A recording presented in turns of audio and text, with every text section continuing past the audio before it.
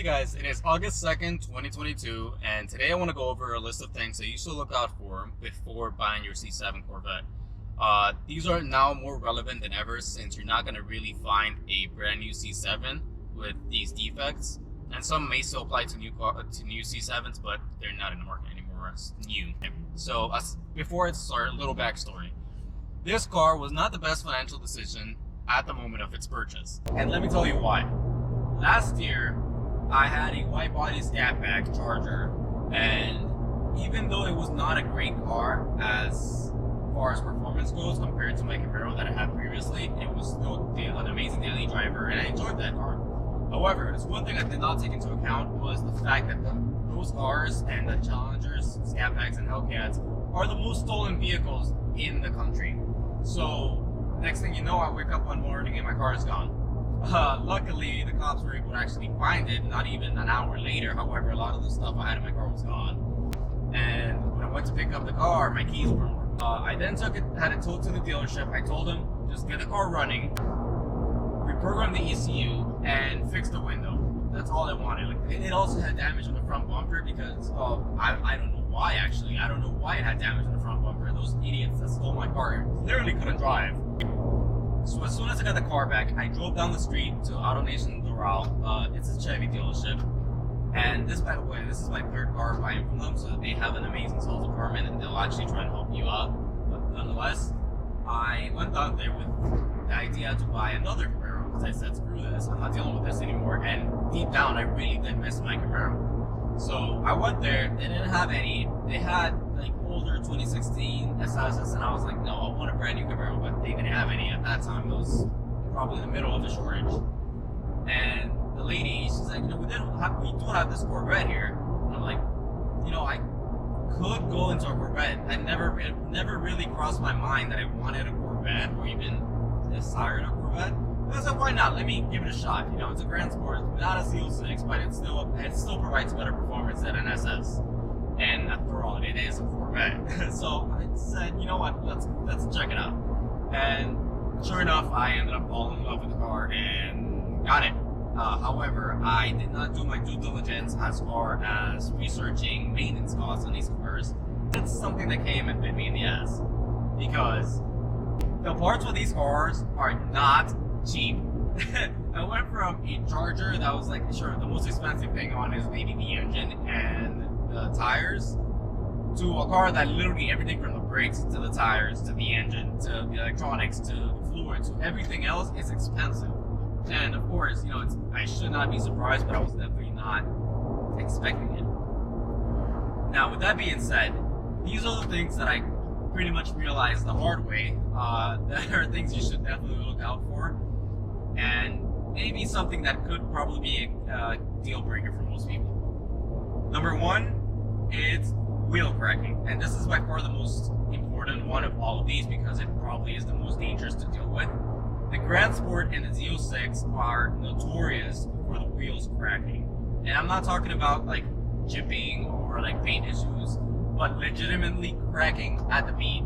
I think it's a aluminum alloy or something, but the rigidity of them is very weak to the point where you're driving down the street and a very minor pothole will crack your wheels. Obviously, this is a huge hazard because, that could lead to a tire explosion and then your subsequent death if you end up crashing. So that's the first thing you have to look out for. I did not realize my wheels were cracked until probably 2 months into having the car that I put it up in the air and I did an oil service for myself. I was looking at it and I'm like, okay, that is not good. Luckily, I was not leaking air at the time, but I was also running Michelin Pilot Sports Cup 2s, which also were sort of worn out. So I figured, okay, I need tires and I definitely need wheels, so might as well just get a set. However, my front tires were very good at that time. That's a different story for now because I gotta replace them now because they're worn. But nonetheless, they were good, so I just kept the fronts as are. And the rear ones, I replaced them. I went, as my previous video that you guys can see here, I contacted Boston, got a new set of wheels, and pretty much fixed that problem. However, this is something that you guys should definitely look out for because it is a huge problem, and I'm not the only one experiencing these. There's several articles online. There's even a lawsuit against GM over the weakness of these wheels. However, I don't know how far they've gotten along. I mean, it's been probably a year since I saw the last update as that lawsuit has gone in place. So maybe we get reimbursed for them, maybe we don't, but you never know. So going on to number 2, it's gotta be something very, very minor, but actually it's kind of a very relevant thing. There's these little grommets that sit right here where the guides for the detachable T-top go into place, and they tend to chip or they drive rot or they just fall apart. The problem with that is that if you go on GM's website or GM's parts, wherever, even the dealership, they don't sell that separately, and they ask you to get the entire panel, which is like $300 to say the least, not including labor if you don't know how to put it on. And that's like, okay, that's a little much for a little rubber piece. So scavenging through the internet, I pretty much went up and down and couldn't find anything on it. Like, what if I could get that separately? So I actually ran into a video from this other guy that has a 01, and he actually mentioned it, and like I wasn't even looking for them at that point, but he mentioned them, and I quickly bought a set. When you order them, I'll put the link down in the bio for them. But when you order them, they come in a setup too. I forgot how much they were. They're not that expensive, but they fit perfectly. If you have your T-top off, those grommets, if they're dry rotted or falling apart, they look really terrible. So I do suggest replacing them. They're not cheap, and if anything, only one is dry rotted, buy the set, and then in any case you need another one, you have another one to spare. But that's definitely one thing you gotta look out for, because a lot of cars have them, and it's kind of something to come hard by if you don't know where to look. Okay, and on to number 3, which is you gotta look out for warped rotors. These cars are getting old. They're, however you look at it, no matter if they're sitting in a garage or being daily driven, they're getting old. And the thing is that people don't always drive the same way. Not everybody drives the same way. So if a car is sitting for too long, the brake pads are sort of going to be sinking into the rotors, and it's going to actually create a slight indent where one part of the face of the rotor is going to be deeper than the other. And one way to rectify this is to get your rotors cut. Take it to the dealership, they have a brake plate machine, and they can actually cut your rotors. However, that is not applicable if your rotors have grooves in them that are meant for cooling, like my car does. So in that case, your only option is to replace the rotors. That is something I did not check when I bought the car. When you're driving normally at low speeds, you're not really going to notice it. However, when you're really, really getting on it and then suddenly brake, the entire car was shaking, and the steering wheel as well, which of course caught me off guard. When I did this, my heart kind of sank, because I knew off the bat how expensive these rotors are, and it's something that I should not have paid for. However, at that point, it was just, I had to swallow it, because I can't really go back to the dealership saying, hey, you guys CPO'd this, telling me the rotors were warped, even though I test drove the vehicle. And it's kind of my fault. It's one of those things where it's like, okay, you bought it as is, even though it has warranty. You should have mentioned it before you bought the car. Nonetheless, that's something you gotta look out for. However, this is not something that applies to the cars with ceramic brakes, simply because they're a lot harder, and compound and everything else. Because I don't think, even at my job, because I work for BMW, I have never seen ceramic rotors be warped, only the steel ones. So if you have a car with ceramic rotors, or if you're buying a C7 with ceramic rotors, this is not something that applies to you. But with steel rotors, which is like every other C7, Grand Sport, and Z06, that is definitely something you have to look out for. So during the test drive, you have to test for the brake. You have to make some hard braking in order to check for this. Otherwise, you're going to end up paying for a very, very expensive set of rotors. For me, these rotors, just rotors themselves, no pads, they came out to like $2,500, which was very, very, very costly. Now, number 4, and this more or less applies to a lot of cars in the industry these days that have Brembo brakes, and it's a clicking noise when you turn the wheel. And usually you'll be able to hear it more in like parking lots where you're going slowly and you turn the wheel to the left or the right and all you hear is clicking. That is just contamination between the face of the rotor and the actual wheel. One way to go around this is you get carbon ceramic brakes and you don't have to deal with brake dust.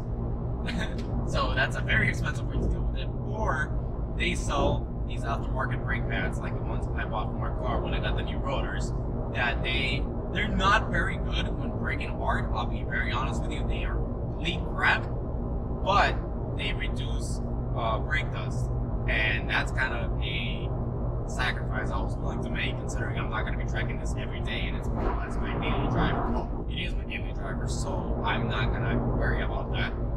But they reduce the brake dust that gets between the rotor and the wheel, and that pretty much eliminates your clicking noise. And I haven't, ever since I got the new set of pads that I'll actually put down in the link for, I haven't dealt with, even if they're covered, even if my wheels are covered in brake dust like entirely, you will not hear clicking, which is amazing because that would drive me insane.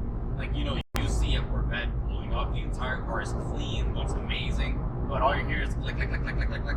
People are like, what the hell's wrong with that car? So it's an embarrassing thing to deal with. My Charger also had it, but like I said, I didn't really care about the car as much as I did the Camaro, so I never addressed it. But with this car, that's one of the first things I kind of got rid of when I got the new rotors. But yeah, that's just another thing you gotta deal with. You'll be able to hear it in a test drive almost instantly once you turn the wheel. But that's one way to actually address that problem. Now, number 5, which is the last one of all these, is to look out for the dashboards that start to peel. This being the poor man's Ferrari, it's not equipped with the best leather. All this is kind of fake leather. It's not, pristine. It's not good. So you're gonna have to deal with the detriments of having very cheap parts. One of them, which is that the leather will peel over time if you don't take care of it. With this being said, a lot of these cars are getting old. They either put out in the sun or the previous owners do not take care of them as they should, so the leather starts to lift up. Sometimes it's not even noticeable because it's more towards the back of the dash, where it's like behind, I guess, the field of view. However, it's something you kind of look out for. If it's very little, it can expand very fast if you leave the car out in the sun.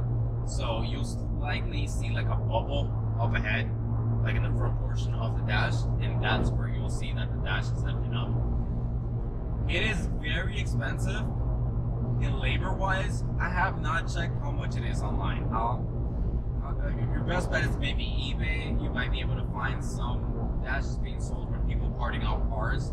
But I'm sure if you go to the dealership, they'll ask for an arm and a leg for it. I don't doubt it, but that's another thing you have to look out for. I've seen a lot of them. I went to an event in Orlando recently, and the guy had just bought a Z06. The car looked pristine, everything amazing, clean wheels, everything.